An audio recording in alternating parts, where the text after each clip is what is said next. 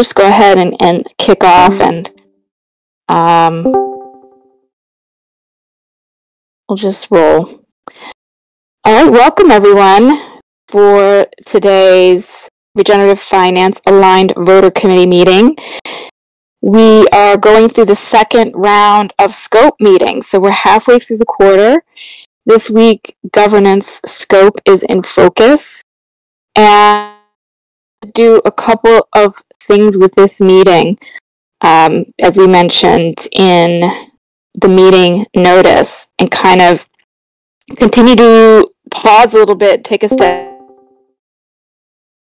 Transition that's occurring, or the evolution of our work in governance based on the Atlas working group and the GATE tools. I put at the top of the chat for today's meeting a sentence, I think it's really the last amendment that I wanted us to have in focus, which says AVCs must next generation Atlas will work, and how to incorporate AI efficiently into the long-term governance and AVCs operations. So certainly, like I as I previewed with Robin and Mike, we might just use this meeting as an open meeting for the three of us to these points, because ultimately we're jamming on what our quarterly documents will look, right? Our position papers that are supposed to be high level, as far as the ADs are concerned. And I'm getting any of this wrong because I'm articulating it. I'm sort of laying out my understanding of, what's in the chat if I'm sort of outlining this or I'm missing something, you think I'm getting it wrong. So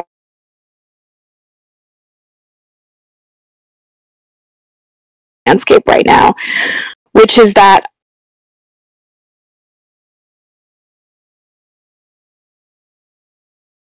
one, right, which has to do with the advisory councils, and that ADs. So are you all having trouble hearing me?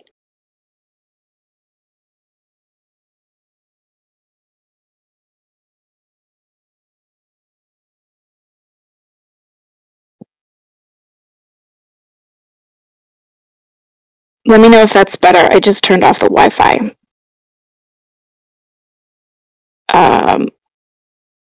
I don't have a terrific signal, so I thought the Wi-Fi would be better, but maybe not. How does that sound? Give me is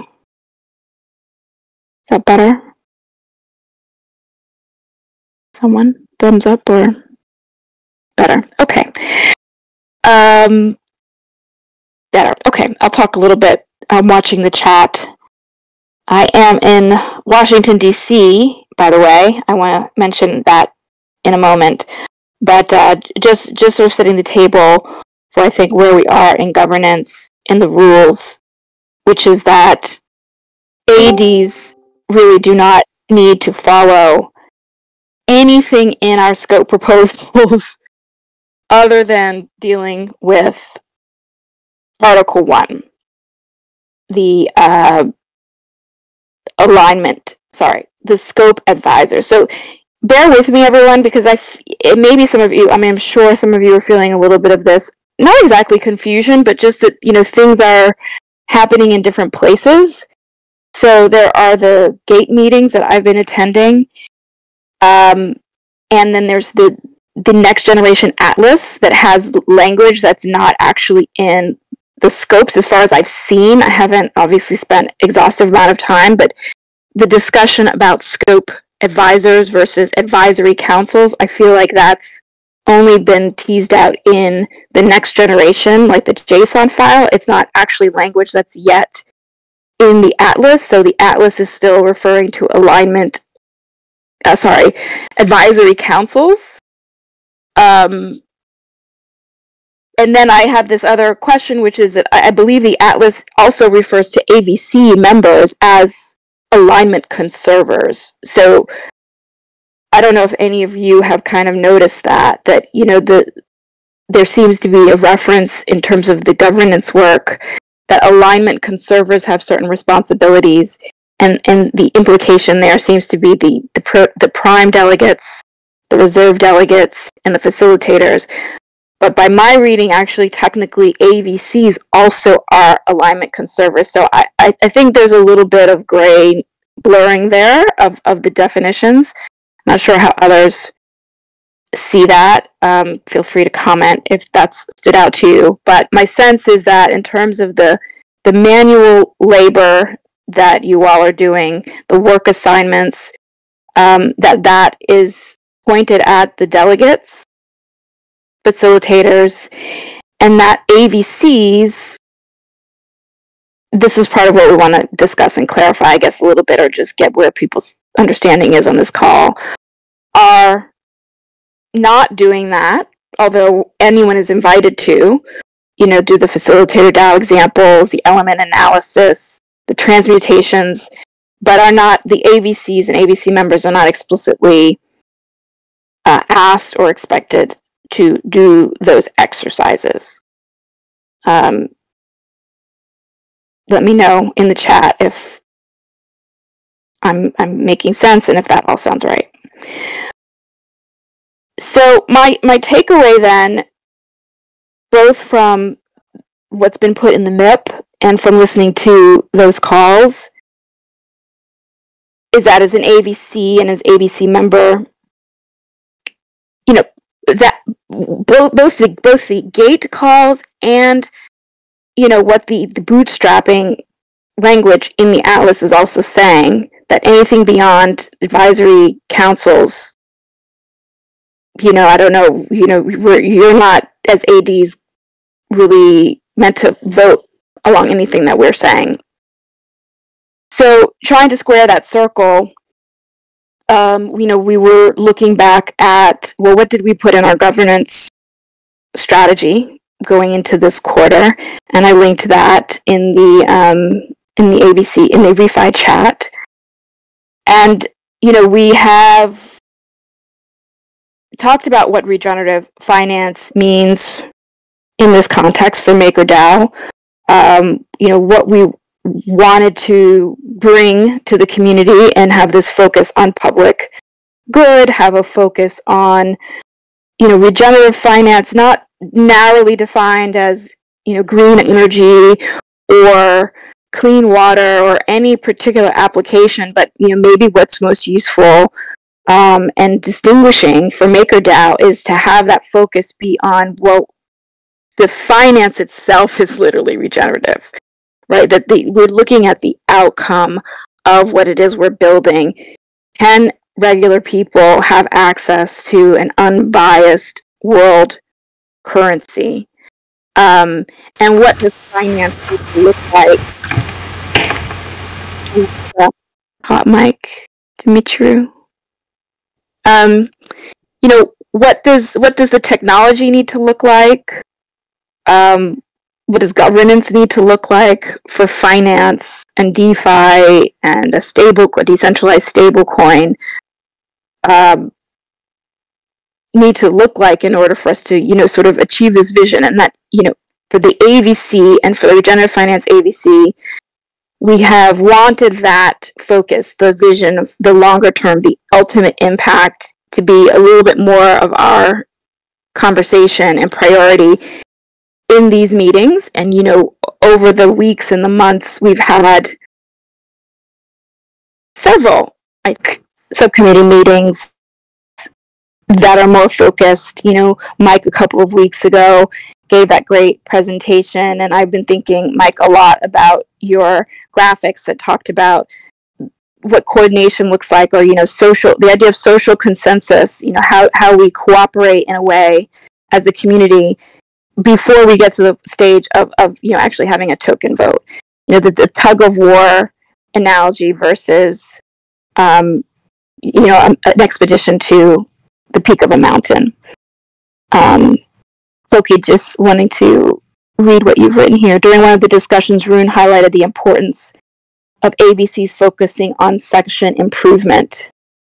However, it is crucial to note that this can only be applied to sections that have already undergone transmutation. So let's talk about that. What does that mean for an AVC to focus on section improvement, right? And is that in conflict with the idea that we're only supposed to be, the explicit bootstrapping rules of the Atlas saying that AVCs are only supposed to be focused on Article 1 and alignment, and advisory councils or scope advisors. All of which is on the backdrop, which Rune has also acknowledged that this doesn't even work right now, right? That the whole mechanism for actually bringing on, or for AVCs, or really for anyone in the community to actually make any traction, it sort of doesn't work. He's acknowledged that. I think, I've seen that, KISS, AVC has tried to get some traction. I think all throughout the ecosystem, we recognize that, that we're just not at the stage where governance works.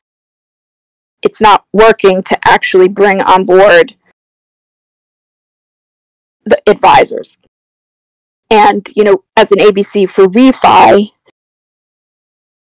right, that they're conflicting. For refi, we've taken a kind of a cheeky, Cloaky, you know this because you worked on that amendment to, really sort of put some rules, some specific rules down.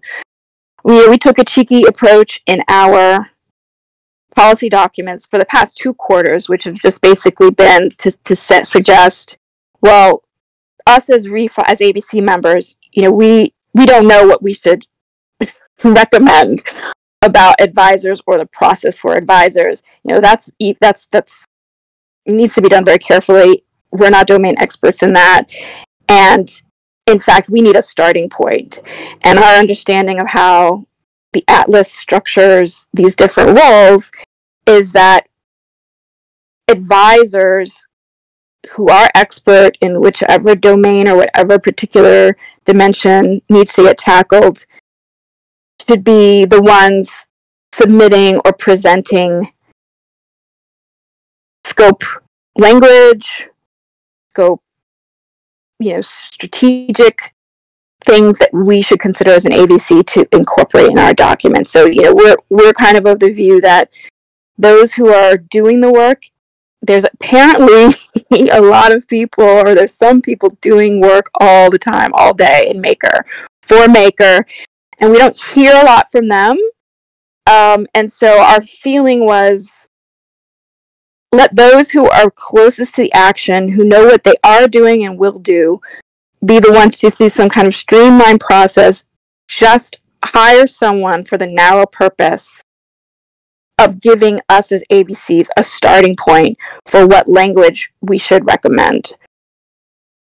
I don't want to spend a lot of time on that, but it, I think that it's not very useful as an ABC, and for refi in particular, because that's, our focus, to try to cut this Gordian knot of engaging advisory councils beyond BA labs. And then what we've said over the past 2 quarters and last meeting, we also don't view this AVC as wanting or having a role that's going to get very granular in the nitty-gritty of every week talking about section XYZ PDQ.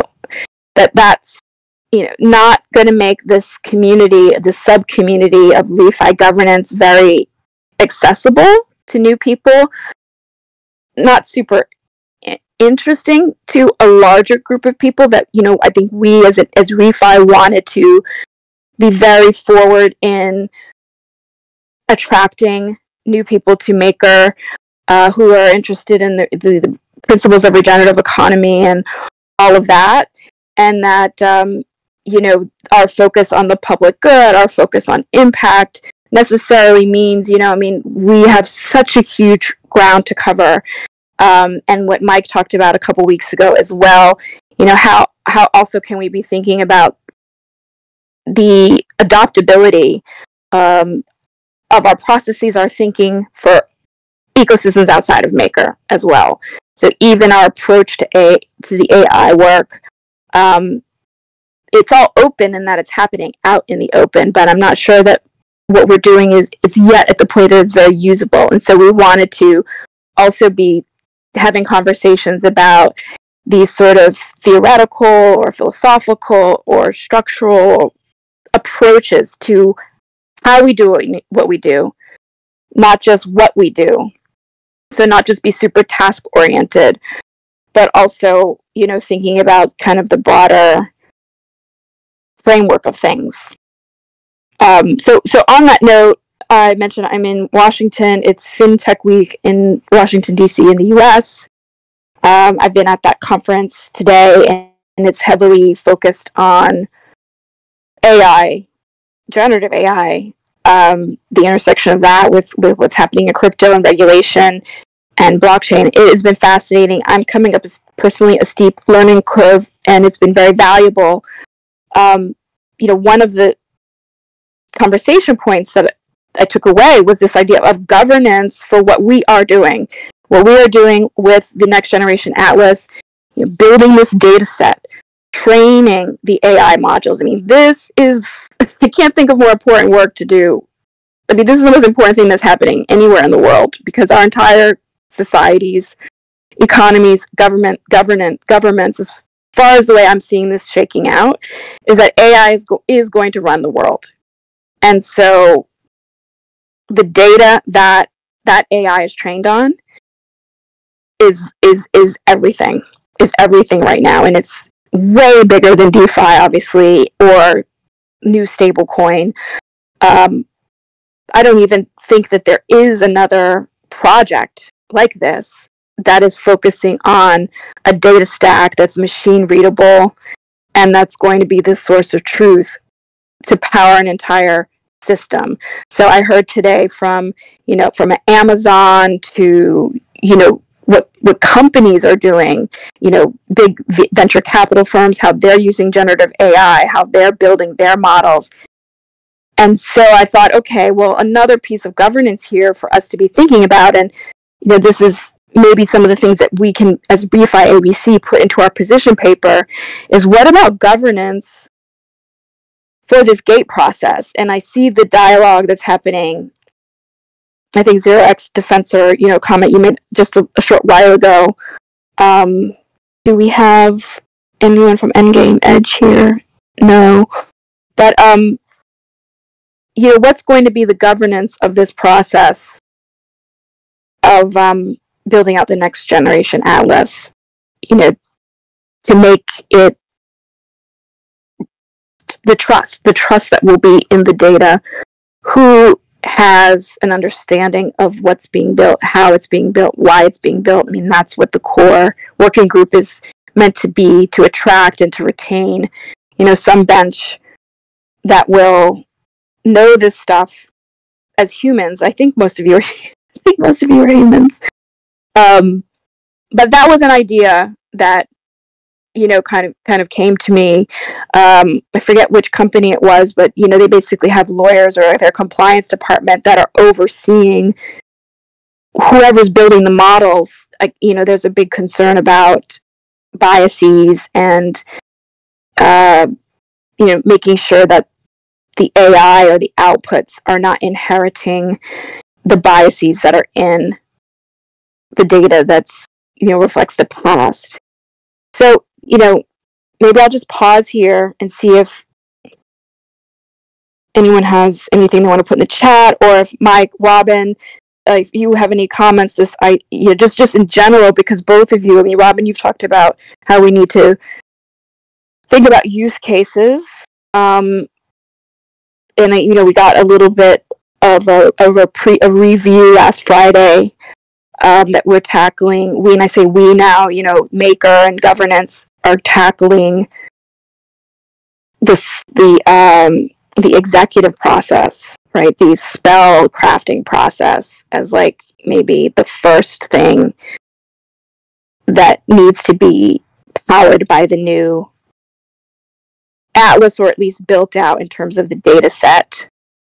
Rune has also talked about us meeting in the middle with whatever's going on in terms of the sub-DAOs, and the sub-DAOs can't launch until some level of achievement has occurred with the next generation of the atlas. That's at a high level.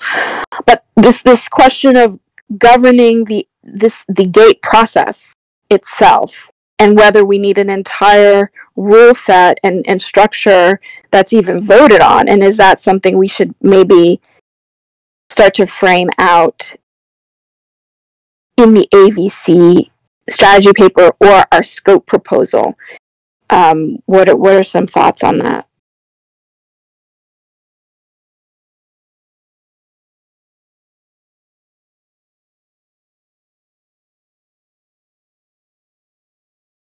I guess I'll go first if no one else wants to jump in.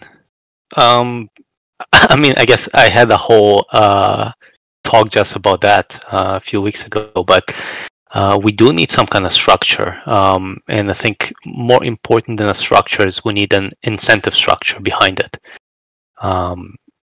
And, as I discussed before, I think it's better to experiment than to set something in stone. So that's why I think like if it's done on a sub-DAO level or multiple sub-DAOs that kind of try and test different things, that's the approach that I favor. But basically putting an incentive structure behind each of those sub-DAOs that may be different, and then see what emerges from that, like what results are better. And from these multiple experimentation, we can kind of deduce which what's a better strategy to go with. That's kind of my thinking. Yeah, I concur with that, and I think as far as like sub-DAO's own internal governance, that's for sure. But I think I'm talking about something different, which is the governance of how the next gen atlas work is going to proceed. I mean, that's work that's being done now with the core, and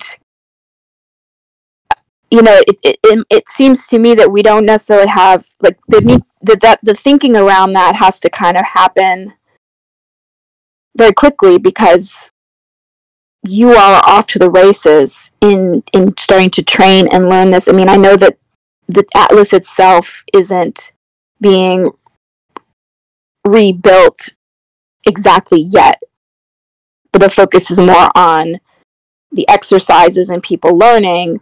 But I mean, it has to all move very rapidly to some state where it's going to be used. I mean, if sub-DAOs are supposed to launch in Q2 or soon there, or some time mid next year, and there's some next version of the atlas that's supposed to be ready for that, then it strikes me that I so far haven't heard as part of the process. And that's not so much who's watching the watchers, that's not the right framing, but it's like everyone, all the facilitators and the ADs are doing the exercises, and what's the rule set around that? Who's going to be able to verify what's quality out of that, or what we think, where we think breaks are, both from a human perspective, both from what is manually done, but then also on the other end, when we do start actually training for outputs, what is the process of governance around policing or correcting? I mean, I'm speaking so far outside of my comfort zone that I'm just wondering if I'm outlining a thing that people see as a thing, and it's something we should frame out a little bit better as we're moving, at lightning speed to creating a data set that will train AI for eventually, running this entire protocol and its sub-DAOs and, at various levels. And, when do we have that conversation in a very structured way? When does it become part of the atlas itself? Like the governance of the creation of the new atlas. Where are those rules? I mean, that's a good question. I mean, I cannot even say that I fully understand the question, to be honest, because it seems like, there's stage 1 and we're already talking about stage 2. And I mean, stage 1 is like all the not marketing, but like changing our what's the word for it, I guess it is marketing, like, changing our image or our kind of overall view of what Maker is. And then the sub-DAOs and all the AI is like the stage after that. So how to put kind of a structure above the whole thing and to go from there, I don't know if I have like an answer for that, other than we need to experiment, and we need to experiment quickly. That's why I'm like, not even sub-DAOs as like obviously it's not something that we already have, but at least experiment on small scale and then see what works. Because I don't think we have anything other than the structures that are already in place that obviously have their own issues. The issue of like people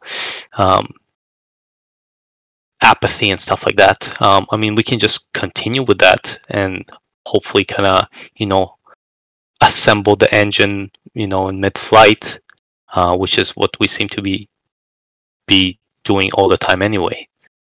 Let me just one point. I mean, are you saying that you're concerned that the way it's like the way the process is done now, that it kind of leads in, like, it's going in the wrong direction? Is that the issue? No. Maybe I should also back up and say a little bit more about my interpretation of, which is what we're being asked to do as ABCs. How the next generation atlas will work, and how to incorporate AI efficiently into long-term governance and ABC operations. So I am speaking more about a long-term impact, and I am speaking about a sort of work stream that is parallel, that's occurring now, parallel to what the current governing rule set is for MakerDAO, which are the MIPS, referred to the Atlas. And something that was very helpful for me in the last meeting on Friday was to recognize that the rewriting or the transmutation. So there are these weekly, for anyone who is not aware, there's some names on the call that I don't recognize or may not have been to some of the meetings I'm referring to. We are, and I'll just even take it from the top for those who might be listening to the recording. This is a meeting of the Regenerative Finance Aligned Voter Committee. The governing rule set for MakerDAO now sets out different categories of participants in governance, one of which are MKR holders who align on the same or similar values, ways that they'd like to see Maker improve and achieve its goals in the future. And those like-minded MKR holders can form what's called the voter committees. So that's what we are, one of these voter committees. And we're in this meeting, talking through our understanding of what the constraints are or the expectations are for our role as ABC members, and then also, what is actually occurring in terms of what does it even mean, the next generation atlas? What does it mean to have governance AI tools? And we know we're moving into the endgame state where we will have a rule set in sort of two parts. One part will be immutable, meaning like at some point, it just doesn't change, it ossifies. And it simplifies. There's a handful of core features or functions, and this is both the rule set and the protocol itself. And related to that, there will be, what's called scopes that are, sorry, I don't know if I said that wrong, immutable. The core is immutable, and the scopes will be mutable.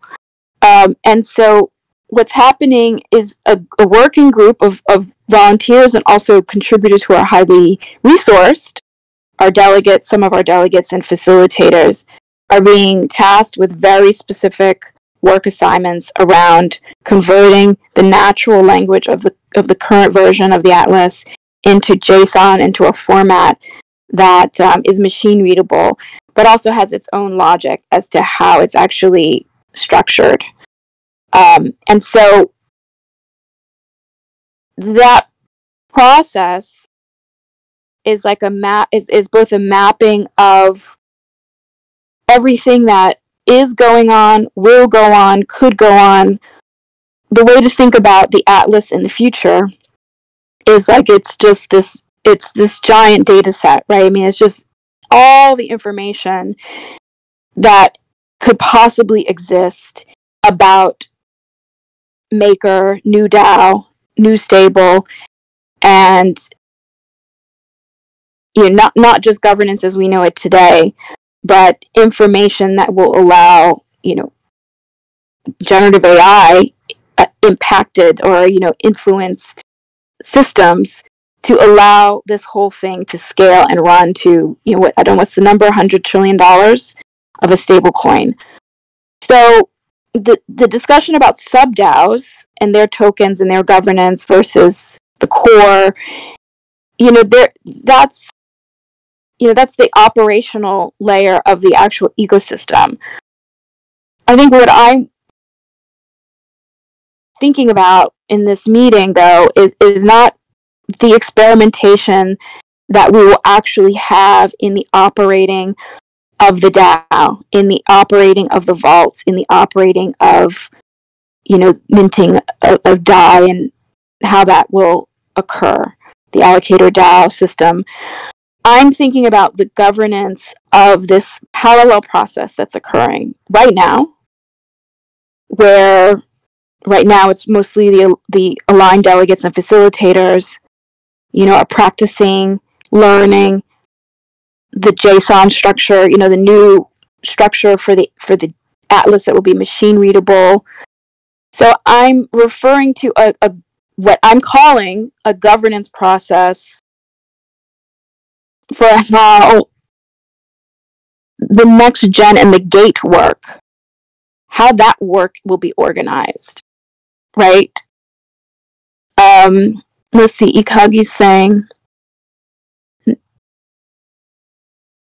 nation state regulation of AI next gen will make easy for my friends in crypto that don't care for government to ask gate questions if they need answer. Yeah, exactly. So I mean that's all what we're going to deliver. There'll be a very different experience, hopefully something that can actually reach the masses, right? But in the process of that, separate from that, we have an internal workflow that's occurring. And right now, I mean, I look at what In-Game Edge has put out as a way, I mean, different, it's sort of emerging. I think many of you are hinting or being explicit that there needs to be some order, right? A little bit more order. I mean, it's very, very new. So, I mean, I'm not being critical in any way. Like, this is all happening within the last week, 2 weeks, right? Of what is the work? Who's doing the work correctly?